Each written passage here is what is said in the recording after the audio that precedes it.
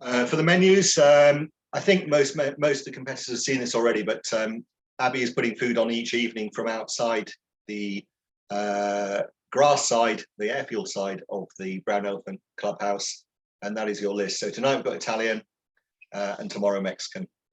Thank you. Okay, director's notes. Parking at the eastern end of the airfield. A couple of cars blocked the private members hangar. One of the owners sort of prompted me to sort of send a message out. They've got to get their gliders in and out of there, so please don't block that area or park them right up against the hedge at the back behind the trailers. Another reminder about flight recorders at 2 seconds intervals. We're not going to bust a gut over that, but if you can change it, absolutely great. And message from control, two-seater pilots, please let us know who your P2 is. So results from yesterday. I would have to say that at about 3 o'clock in the afternoon, when we'd had 3 landouts, I was beginning to think, oh my God, what have I done? Sending people to Wales, but no, a lot of people got round. So the red class, third place, Matt Cook in his Arcus. Second place, Jordan Richards in an LS6. Yeah. And the winner of the day was Al Nunn in his JS1, and we watched his track all over Wales and were very impressed. So good flights, guys. Again, come and get bottles of wine from control. Blue class, in third place, Steve Isles. In second place, Ayala Truelove. And the day winner was Howard Jones. Very close between Ayala and Howard. Congratulations all. And get your bottles of wine from control. And one extra bottle of wine was to Steve Varga in the ASW 15. That was fantastic effort. And we were watching you at 700 feet east of Hereford get away. Yeah, you stopped moving on glide and seek at one point, and I thought, oh, done for. But no, got away, got back. 300k in ASW 15. Last finisher of the day, but absolutely fantastic. Come to control and get a bottle of wine. So the weather, over to Jordan. Okay, so muted. Actually, you just opened screen sharing. Oh, I haven't enabled screen sharing. There it is. It's all done.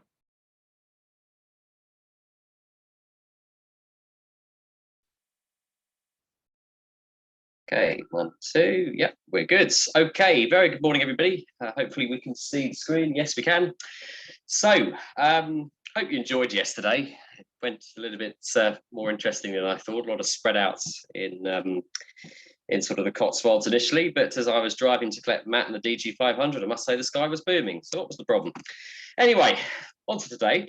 And this trough line, which you can see sort of straddling the country here at about midday, I reckon that extends that a little bit further towards us, because it does show in the soundings that we are due some showery weather today.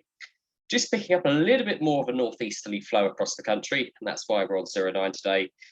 Still reasonably light, sort of 10 knots on the ground, but enough of a factor to change us onto easterlies for today.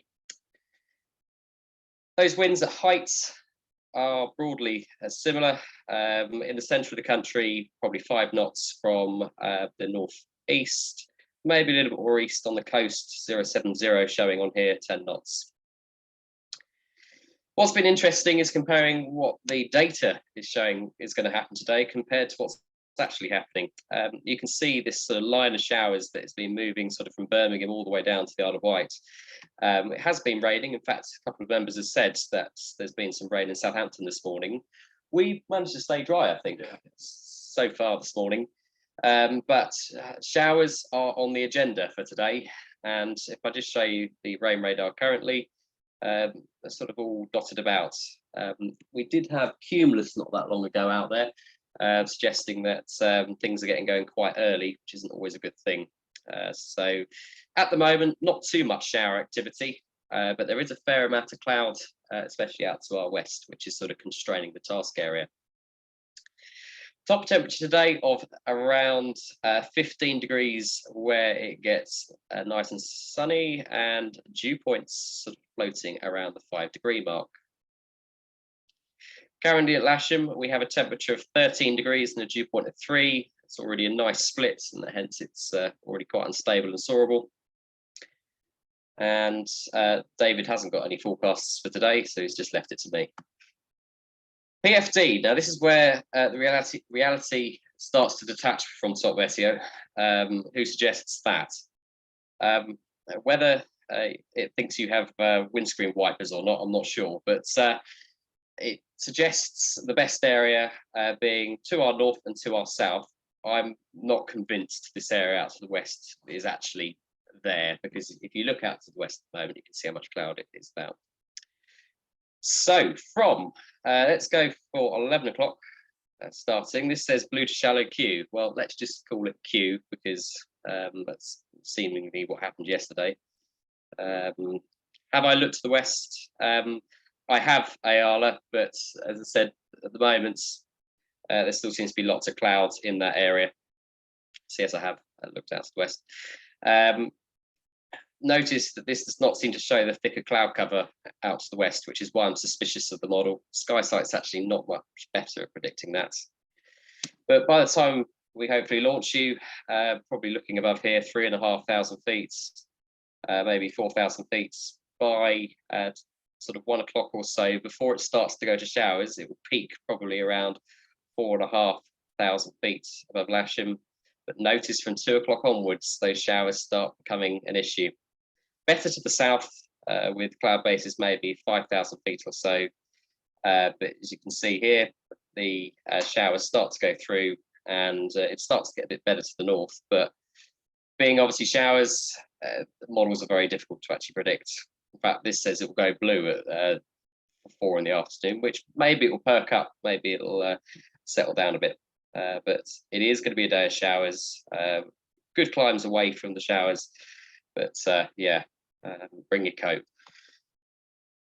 Looking at the site forecast for time we launch you, 2.5 knots, peaking around 3 knots more in the cores during the day, and a sort of 3 to 4/8 cumulus, with a potential that it might hit the inversion, start spreading out a bit, but then that would hopefully maybe stop some of the showers. But yeah, I think all I'll say is showers, be aware. Let's compare that to SkySight. Again, reasonable good thermal strengths in the morning and into the afternoon in this area to the north and to the south. Potential flight distance. Again, you can see why we've chosen that area for the tasks. Let's just look at rain. This is where, again, it gets a bit more optimistic. Notice it doesn't predict any rain. I think if that's what's going to happen, then we're going to have a really nice day. But I reckon you're going to see more showers than that in reality. The Met Office, depending on what page you look at, says there's not going to be too many showers, but looking at sort of 2 o'clock here, you'll notice showers just south of Guildford. I imagine that could be anywhere sort of within the Hampshire County. Again, 3 o'clock, again, we're still seeing shower activity nearby. So it's going to be tricky to predict, hopefully less than some people are suggesting, but something to bear in mind, that's for sure. Dave Watt's asking if there's a pull forwards. You never know. Farnborough currently reporting a few at 3,900 and prob 30 of showers scattered at 4.5, which is a good sign. We should get some reasonable convection. Southampton, though, is talking of a tempo, 7,000 meters, showers of rain. So obviously there's a much higher chance that we're going to see something happen there. Almost not quite a guarantee, but it's not becoming, but enough that I would say tasking out to the west is probably a little bit unwise. Heavy rain showers, it's showing prob 30 of between 1 and 7 this evening. We're broken at 1,400, which doesn't sound particularly nice. Again, scattered at 4,000 feet away from that, and that was updated just a short time ago. Some skew-tees for you now from SkySight. This is just for Lasham. If we start from about 12 o'clock at the start sector, looking somewhere in the region of around 3,500 feet. Fairly reasonable at that point. The showers haven't started yet, and temperature at that point of around, what's that, about 12 degrees or so. By sort of what's that, 1:30, 2 o'clock, let's go to 2 o'clock, those lines are starting to become a bit flatter, that inversion not so much of a factor. Getting climbs then up to maybe 4,500 feet, but the chance of showers in there.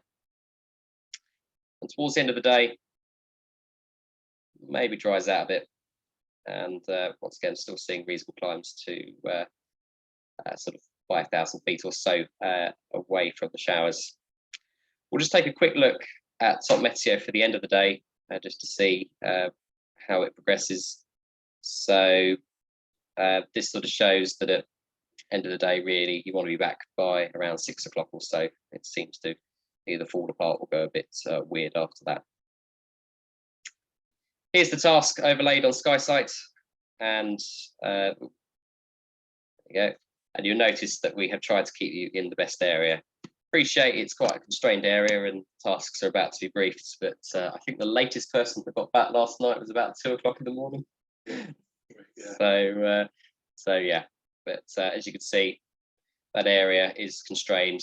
If we could task over London, it'd be fantastic, but I don't think it would be very popular doing that. So good. So have a good day. We'll try and make the most of it, and let's keep our fingers crossed for not too many showers. Back to you.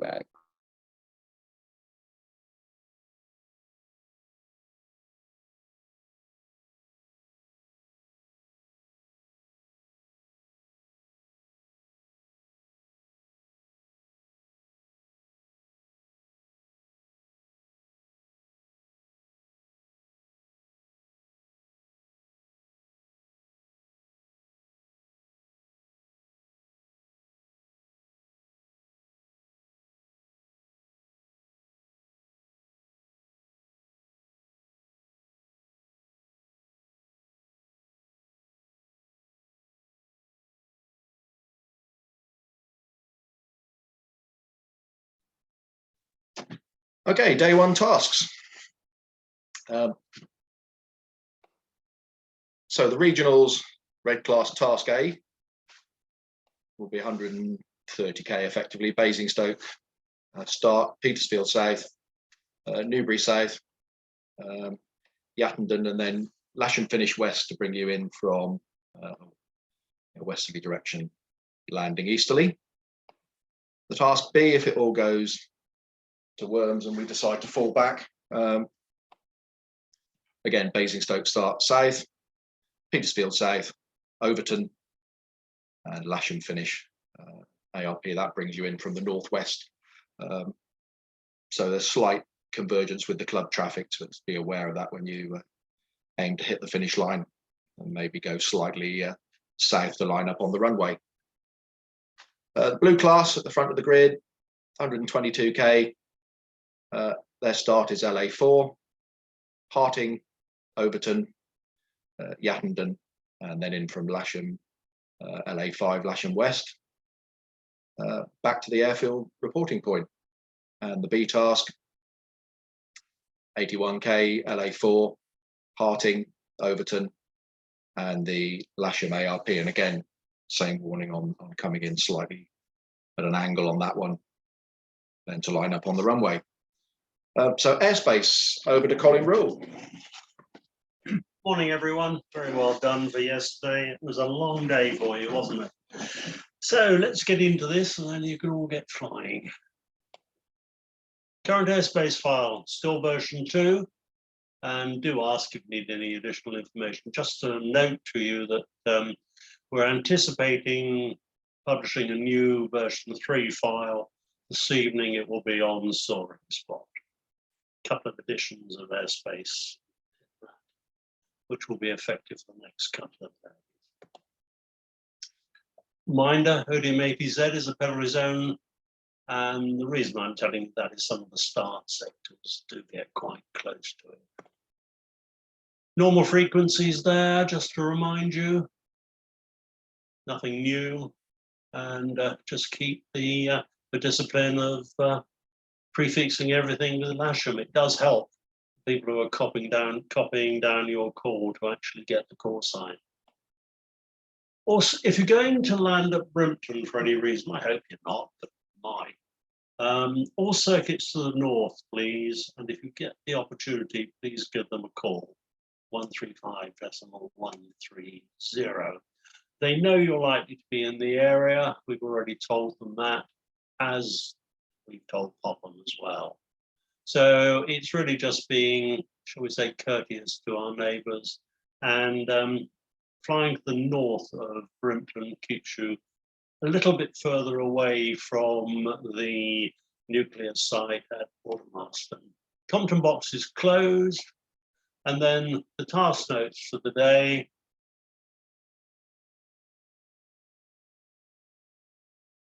I'll leave you to read them rather than reading through them. You've got them on your paper sheets anyway, and on the ones in email to you. Just a brief reminder about the Aldermaston and Burfield nuclear sites. That's Romeo 101, Romeo 104.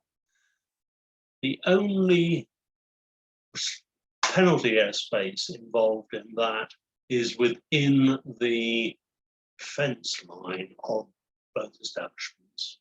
So stay outside of the fence line, no penalty points. If anyone actually wants to see the dispensation, I have a copy in our task setting room, so I'm sure you don't really take it from me. And that's really it from me. So back to Colin.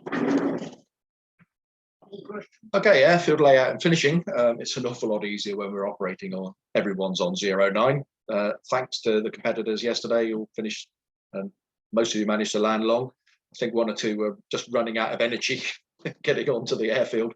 But good, we seem to cope with it quite well. The club members gave us more concern landing in various directions and doing odd things.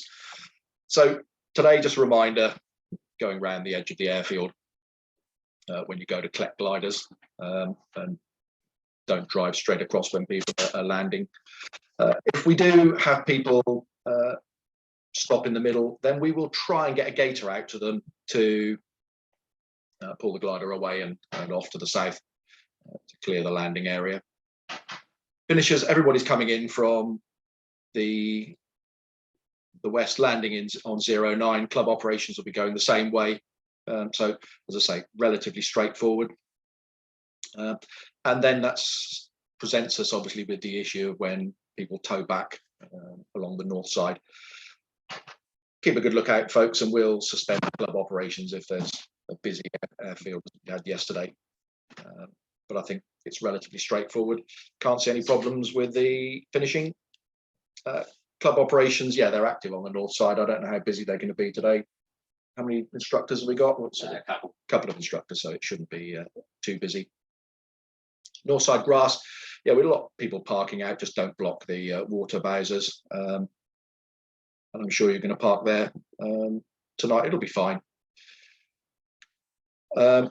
This again is a reflection. If you can park on the south side or you want to park out the way, that's absolutely great. The only thing I'd warn about north side parking is we do have during the week evening groups operating.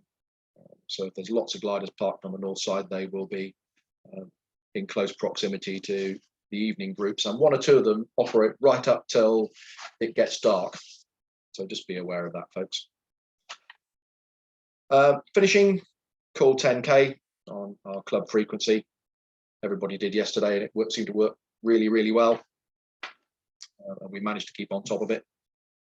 Spot everybody rolling past. Submit your trace within 1 hour. Obviously, those that landed in a field, not possible. But yeah, that seemed to work well as well. Any questions in the chat, Jordan? Seems quite quiet, actually. Not at the moment. Okay, we'll leave it to jet movements. What was the score on that?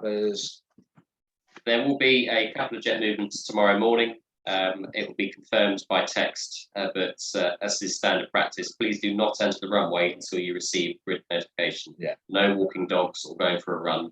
Doesn't really mix well.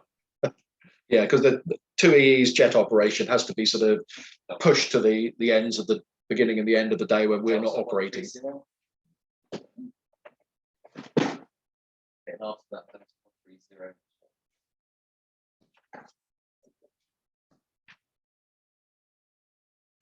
Just finding out, Luke.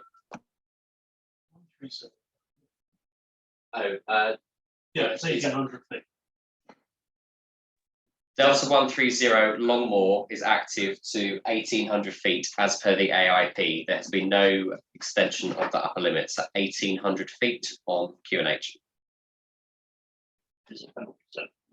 And yeah, danger areas are penalty zones, so obviously don't go below that within it.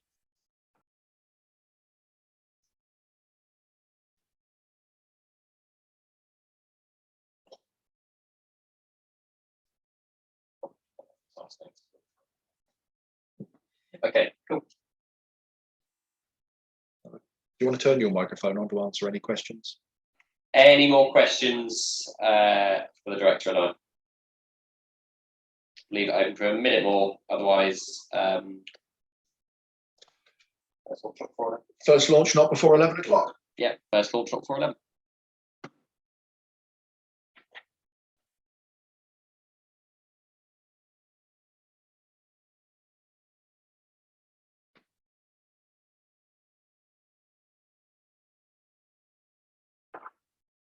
You're still on.